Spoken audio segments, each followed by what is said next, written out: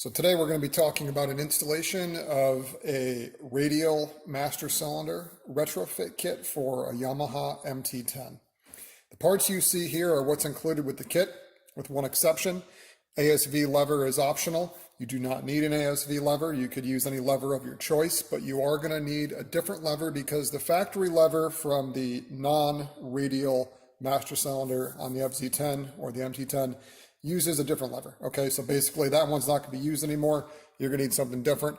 We're a big fan of ASV. A lot of adjustability. They're made very well. They build them as unbreakable, but the real reason we like them are all these adjustments here. So anyway, that's optional. You don't need it. Everything else here is what you're going to see.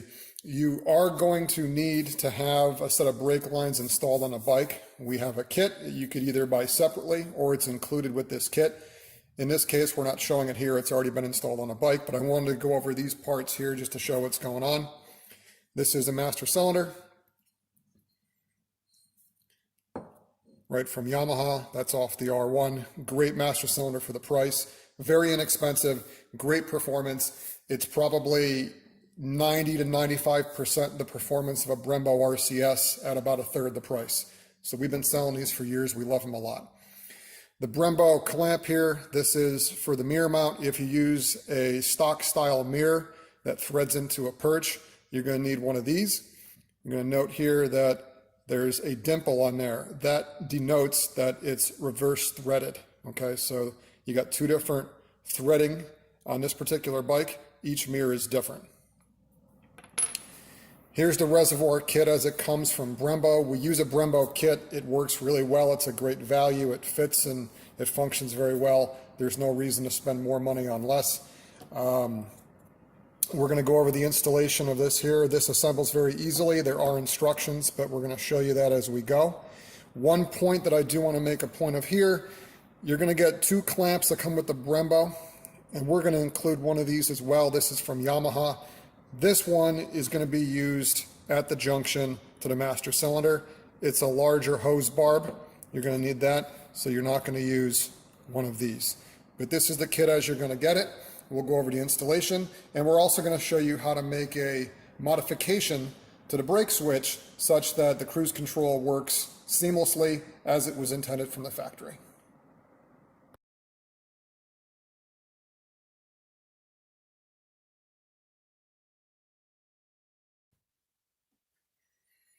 Okay, we're going to do the installation and assembly of this off the bike because it's easier, and I want to show a couple things. First and foremost, take a look here. We've had customers forget to take this part off. This is a protective piece of plastic. It's a bad color because it looks like it's a piece of the reservoir, but that does come off. If that doesn't come off, you're not going to get any fluid flow, okay, and you're going to have a hard time bleeding. So take that off. Certainly before you put it on the bike. You can leave it on now if you wanted to. This piece in here, just an isolator. Very simple. Push it in with your fingers. Use a screwdriver if you need to. A little bit of finesse, but there it goes. We're just going to install this loosely right now to show how it's going to go on. You're going to use this bracket with that bolt. I'm going to slide that down. I'm going to use the larger washer on the bottom there and the nut. And again, we're not going to tighten that now. That is a lock nut, so just get it started. You can tighten it when it gets on the bike, and you want to get the orientation of the bracket just right. As I mentioned earlier, this hose is going to go on. I'm not going to do this for the final version, but this clamp is going to fit right on here. The other one, the Yamaha style clamp, is going to fit on the reservoir feed to the master cylinder. These two washers, excuse me, are going to be used with this bolt down here. They're essentially a spacer. And I'll show you what that looks like in a second. If you're using a different style clamp, you might need a different number of washers, but that's essentially what that's going to look like when it's installed on the bike. So very quick, very easy to assemble. Just make sure that you use the clamps in the proper order. Don't tighten anything down until it's on the bike, but that's how it's going to look. Now, one point to make here about the hose, I should have mentioned this earlier. Take this clip, take that clamp, put it over here, then put the hose on. Use your tool. Put it in position, and then obviously you want to get that hose so that it's seated right up against the edge there. It's much easier to put it on this way than trying to get it on over the barb. You could rotate this around a little bit. You get the idea here. So you can play with that a little bit. Easier to install it that way. All right, so now here we are on the bike. As you can see, there's been another set of lines already installed on this. This is the Spiegler lines that we sell. The beauty of our kit is that our kit is specifically built to our standards, which includes the proper length and orientation of fittings. You could run both the OEM and the R1 master cylinder without having to change your line. So that's going to save you guys time and money down the road. Now, the one thing I want to make a point of here, I want you to listen to what you hear. You'll notice that is a 2-position brake switch. One activates the brake light, the other one engages the cruise control. If you want to retain your cruise control, we're going to need to make a couple adjustments to that, and I'm going to explain that in a bit, but I want you to take notice of what this sounds and feels like on your end. Most bikes do not have a 2-position, so this is different.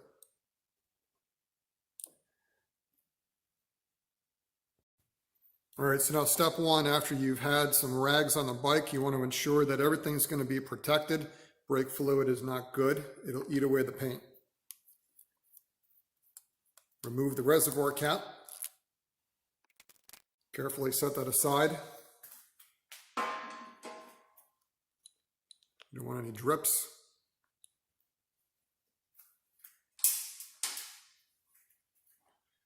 Take away the plastic retainer and diaphragm. Give it a second to drip into the reservoir. As I mentioned, you don't want to mess on your bike.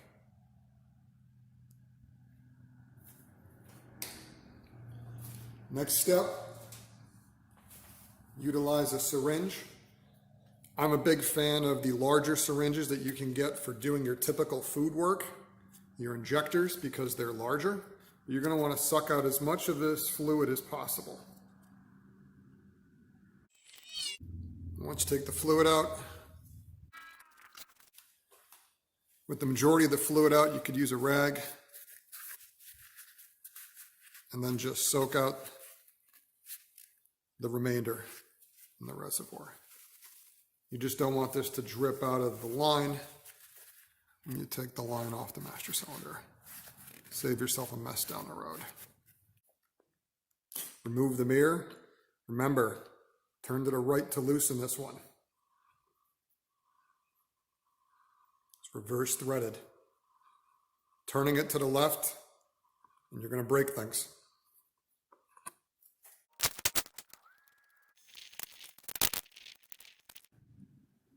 All right, so we've assembled the lever to the master cylinder. It's easier to do it off the bike.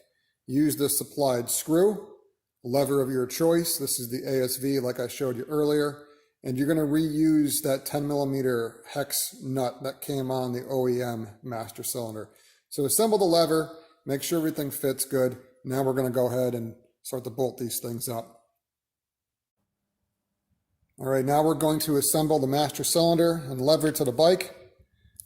In this case, we're using the Brembo clamp.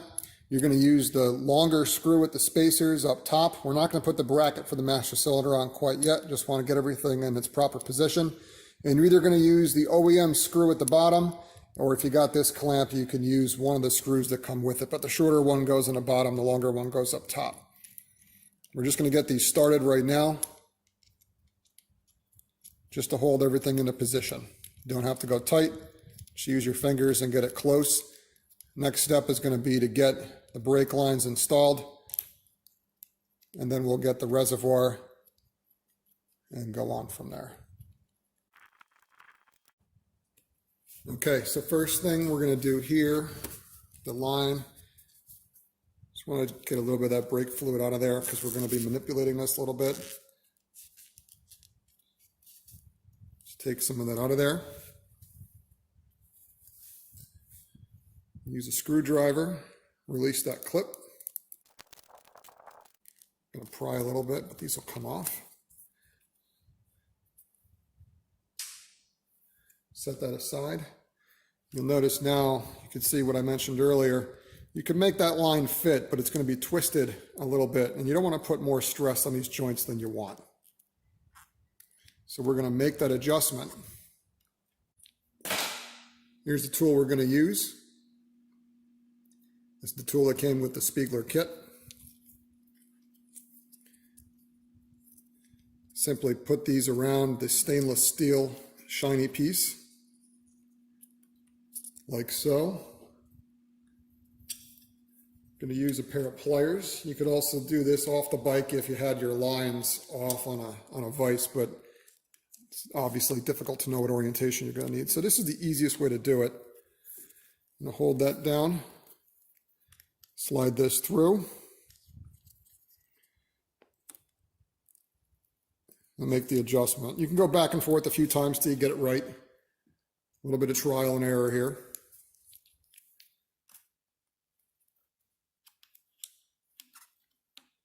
A little bit more. That would technically be close enough if you're not too picky, but I like it to be perfect, so we're going to make another little bit of an adjustment here. You have the adjustability, so it's only a couple minutes of your time to get it right. But it's nice not to have any stress on these joints once they're all torqued down. There we go, I'm pretty happy with that. Now for this reason, we've left a little bit extra slack in this line as we developed it, so you can make this adjustment. This rubber grommet here you can cut off carefully. Obviously you don't want to cut into the line. You can cut this off since it's no longer going to be used, and then we're just going to go in there and we're going to torque that down as proper. You do want to make sure, get the camera over here, that when you make this adjustment, your brake line doesn't contact anything it shouldn't. A little bit of clearance around the fork cap here. This would be all right. So use your judgment. You want to make sure that it's nice and clean of an installation. It's not hitting anything that it shouldn't, and then go ahead and torque that down. All right, so now we installed the brake line to the master cylinder using new crush washers. If you're using our kit for the lines that we provided, you're going to have new washers. If you installed the lines previously and rode around for a while and then installed this because you wanted to do one thing at a time, just make sure that you still have some new washers. If you don't have those, don't use the copper ones, use aluminum. Make sure it's torqued down properly, 14 pound-feet. And this is what right's going to look like. So here's the angle of the orientation of the line. Comes down, snakes down here just in that guard, right next to the triple. Everything is in a good position at this point. There's no binding, there's no interference. That's what right's going to look like. So the next step would be to just get rid of this rubber grommet here, and then everything will have been installed hydraulically. And we'll move on to the reservoir and the bracket. Okay, so now we're going to install the reservoir. This is pretty straightforward. Here's the assembly we did a couple steps ago. Everything's assembled loosely. You're going to take out this top bolt. I'm going to tighten that down. I'm going to put the hose over here. Remember to use the OEM clamp that we include. It's a much better fit on that hose. But essentially make that connection. Tighten that down, tighten this down, and the next step is we're going to be ready to do the brake fluid and the bleed process. All right, next step, we're going to set the proper lever angle here for you. This should be such that when you're in a comfortable riding position, when you extend your fingers, you want to have more or less a straight shot. If you're riding like this or riding like this, that's going to start to impinge blood flow. and you might get some tingles, and it's just not a good situation for endurance. So you want to have a nice even reach. It should be comfortable. Set the other side to match if you haven't already done so, but you should be looking something like this so that you can ride in a comfortable position. Right now this is loose. You can leave it like this. I typically recommend clocking it in. It's not going to bind that hose at all. It'll still feed.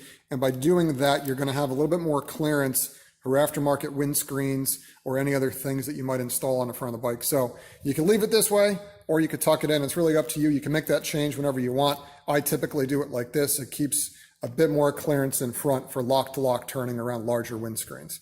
But that's pretty much it on the hardware. We're going to tighten that down. We're going to bleed the brakes again, make sure that everything is good, and then we're going to get into modifying that switch as I mentioned earlier. All right, now we're going to start bleeding. We got some fluid in the reservoir. You want to start to work it down into the master cylinder. So just start squeezing the hose to allow the fluid to run down into the master cylinder. You can see little bubbles coming up. That's good. When the bubbles are stopped, then the rubber hose is typically pretty full. Once that's done, we're going to start bleeding. Start with this bleeder up top. There's no reason to put a speed bleeder on this because once the system is full, you're not going to bleed from this again. This is only done to get the fluid from the reservoir into the master cylinder and get the air out of the system. Once the system is full and you do your periodic fluid swap, you're never going to have to touch this again. But we are going to use this today. So take the rubber off here and start your bleed process. Okay, so we just finished the bleed. In this case, since we already had lines installed on the bike and everything was bled properly prior, we only needed to bleed from this top port. If you're installing these lines in master cylinder fresh, everything dry, you're going to start here at this bleed port and then progress to the other calipers on the bike. I'm not going to go over the procedure for bleeding here. That ends up being very contentious and you may as well be talking about religion. I'm not going to cover that. But once you get done bleeding, we're going to top off the fluid, throw the cap back on, and we're going to move our way over to the switch. But what you're going to notice right off the bat, this lever feel already, without even moving the bike, feels night and day difference. So the majority of the upgrade here is going to be in the master cylinder, and the brake lines definitely tighten things up from there. So at this point, we essentially have an R1 brake system, got the same master cylinder. We got stainless steel braided brake lines, just like they came with from like the factory. At this point, you're more or less there. The braking on this bike is going to be profoundly impacted. So we're just about done. Going to move on to that switch, and then we can wrap this project up. All right, I'm going to show you guys a little trick when you put this back together. Take a paper towel, as such. Take the corners, roll them up real tight.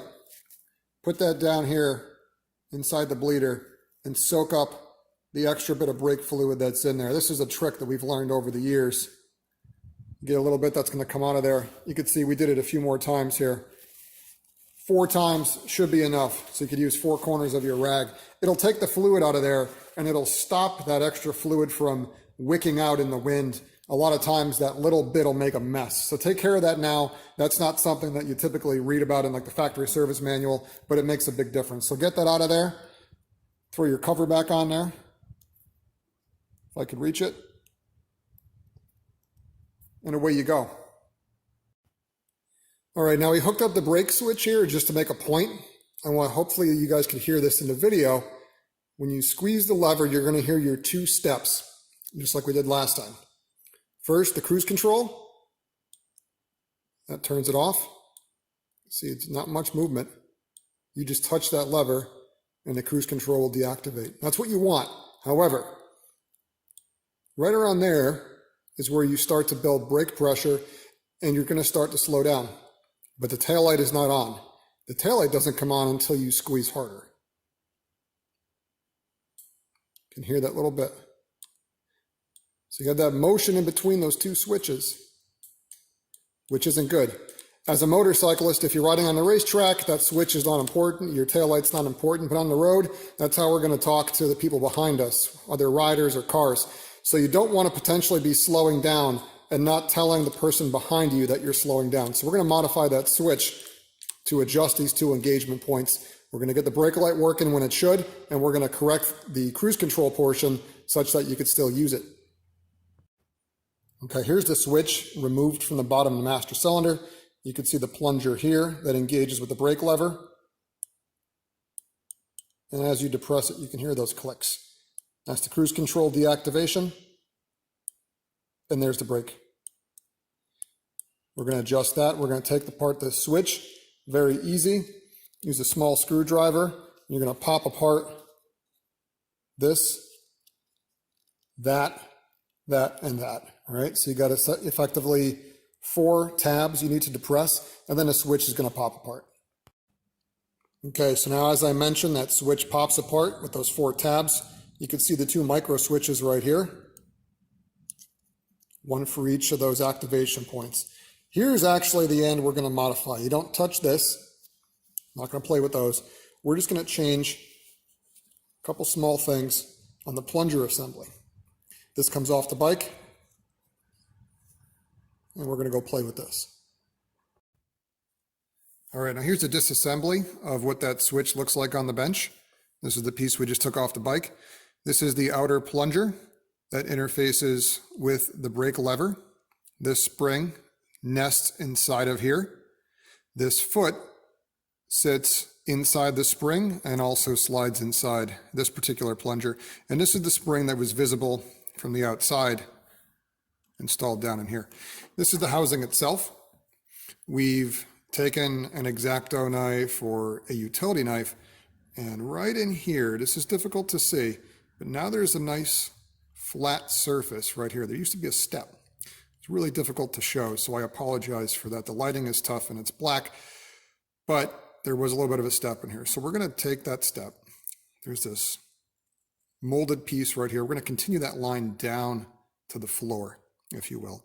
So use a nice sharp knife, X-Acto knife, or a utility, a Dremel if you need to. But you just want to extend that surface down to give more clearance for what we're going to do. You are then going to reassemble everything, but you're going to make a change. And you're going to use the supplied shim. It's small, very small. And you're going to put this, pardon me while I pick this up. That's how small it is. It's going to sit in here. And you're going to reassemble everything as it came out, but with this particular shim. And that's going to allow the timing of the switches to work as intended. Okay, here's the fully assembled modified switch. This wall has been modified so that the switch moves freely now for the proper activation points with the new master cylinder. The installed shim, which we provide with the kit, is in between these 2 feet, which you can see at the end of my screwdriver here. This will allow the 2 switches to work properly such that the cruise control works, but more importantly, that the light turns on, that the brake light turns on when you actually start slowing down. So pretty easy assembly. I do recommend a set of safety glasses, and be careful with this spring. You have to bend it pretty good to get it in there. It's pretty easy once you do it, but it could be a little finagly trying to get it in there the first time. So be careful with that. Don't lose it. We don't have these. Yamaha doesn't sell them. So if you lose that spring, you're going to need to buy a new switch, or you're going to need to find that spring somewhere else. So I would just be careful that you don't lose that. But that's it. It's a pretty easy change. And this just goes back on the bike, and we'll show you what that looks like next. Okay, so now the switch is back together. Just had it installed and I verified that it worked. You can turn on the switch here.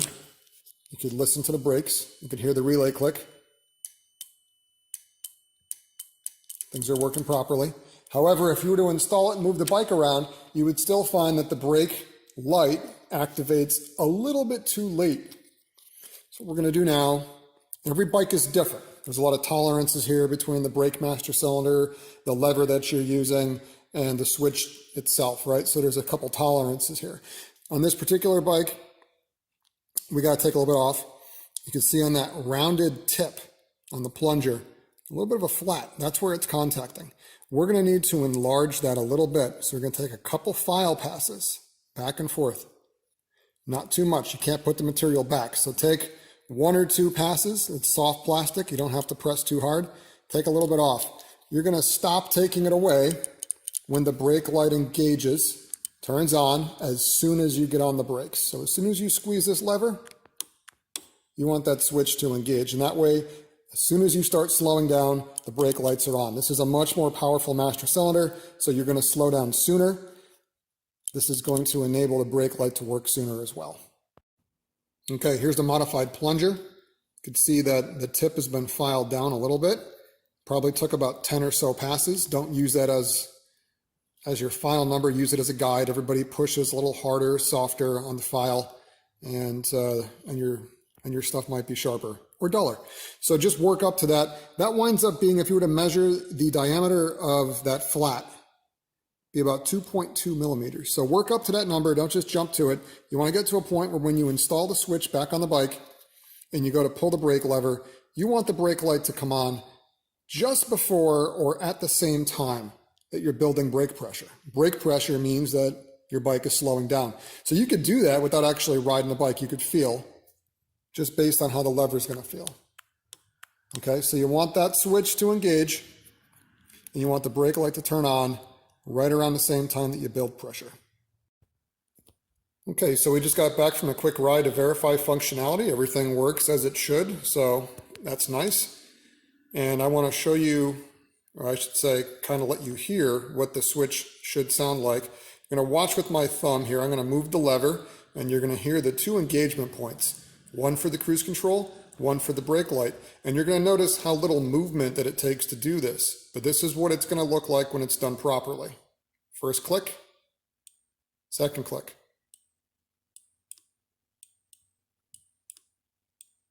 You want those two audible clicks to ensure that the brake light actually turns on when the bike starts slowing down, and also for the cruise control to work.